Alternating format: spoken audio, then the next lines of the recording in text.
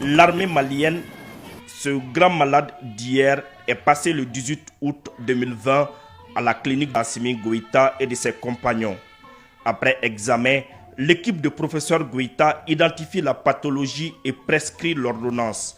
Le ministre de la Défense et des anciens combattants rassemble les médicaments et les met à la disposition du général de division Oumar Diarra, chef d'état-major général des armées.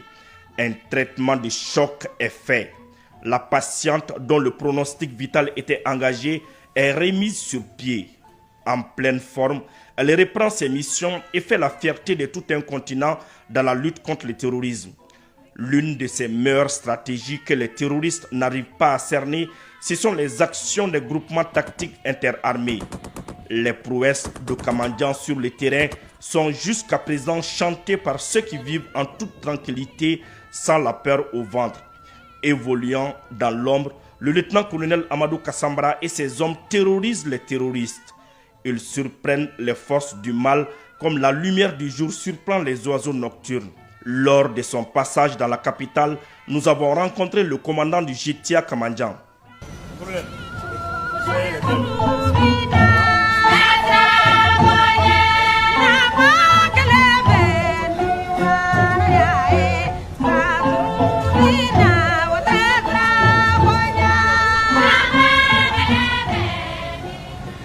Comme tout autre groupement tactique interarmes, le groupement tactique interarmes Kamandian est un groupement tactique à dominante infanterie. Bien entendu, il y a d'autres armes. Nous avons déjà commencé par Niamina avant de monter sur le nord. Et après, nous avons eu des directives pour une mission de Kati en passant par Ségou, Sévaré, Badjangara, Douanza, Boni, Ombori, Gossi jusqu'à Gao. Et de Gao, nous avons été aussi encore projetés sur Bourem, en vue d'occuper Bourem.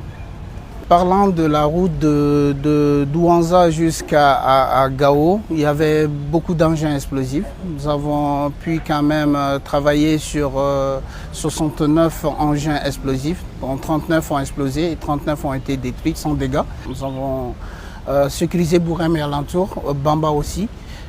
Nous avons eu aussi à faire plusieurs missions civilo-militaires en aidant la population. Parce que notre mission, le but même, c'est de sécuriser la population et leurs biens. Donc nous avons participé aussi à aider la population dans le cadre des dons, aussi à leur fournir de l'eau potable. Voilà, nous avons eu à faire plusieurs missions dans ce cadre-là. Disons-le sans démagogie ni forfanterie et point de flagornerie. L'armée a totalement changé de visage. Les sourds l'ont entendu à la radio et à la télévision. Les aveugles l'ont lu dans les journaux et les réseaux sociaux. Même les muets ont pu l'expliquer efficacement à des auditoires choisis. Alors moi, je crois que c'est une chance pour moi. Une chance, pourquoi je le dis? Parce que j'ai été engagé sur le terrain. J'étais sur le terrain dans les années 2012. Donc je vois une grande différence en termes de moyens, en termes d'équipement, en termes de volonté, en termes de capacité opérationnelle. L'action qui m'a rendu fier, je dirais, c'est quand Kamandian est arrivé à Douanza. Arrivé à Douanza, nous avons fait quand même quelques jours à Douanza. Et à partir de Douanza, les gars ont lancé un message. Ils ont dit que ce n'est pas possible que l'armée arrive à Gao, que nous ne pouvons pas utiliser la route. Et les directives étaient claires.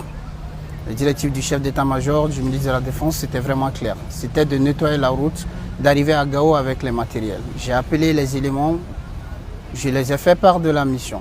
Et avec volonté, fierté et patriotisme, ils m'ont dit qu'ils sont bien déterminés à mener à bien leur mission, au risque de leur vie, au péril de leur vie.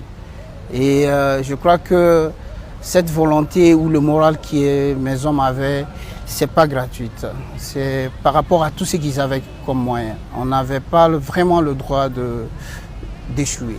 Et raison pour laquelle je dis que c'est cette action qui m'a beaucoup plu. Et nous nous sommes lancés sur la route. Et nous avons exécuté notre mission avec détermination. Et nous avons pu amener tous les matériels à Gao. Nous avons eu beaucoup de difficultés, notamment des engins explosifs voilà, qui ont explosé, des engins à effet dirigé aussi qui ont été dirigés sur nos véhicules.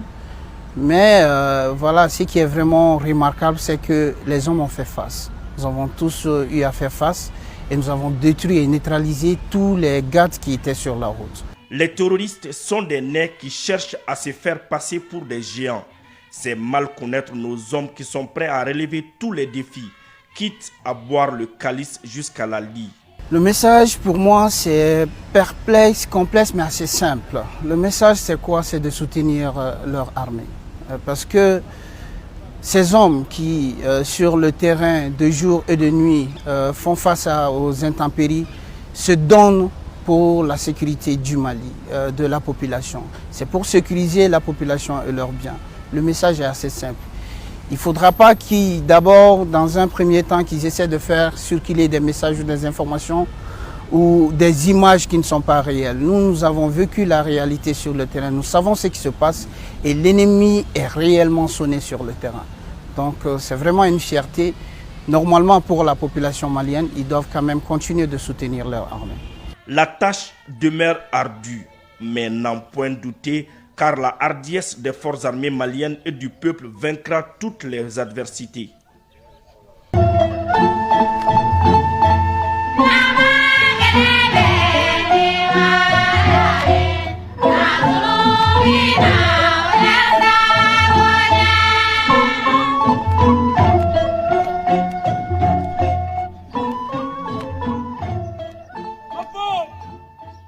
Le colonel Mariam Sangara et son équipe de défense citoyenne vous proposent ce soir une réalisation audiovisuelle des hommes sur le théâtre des opérations et quelques matériels acquis au cours de ces 4 ans de transition.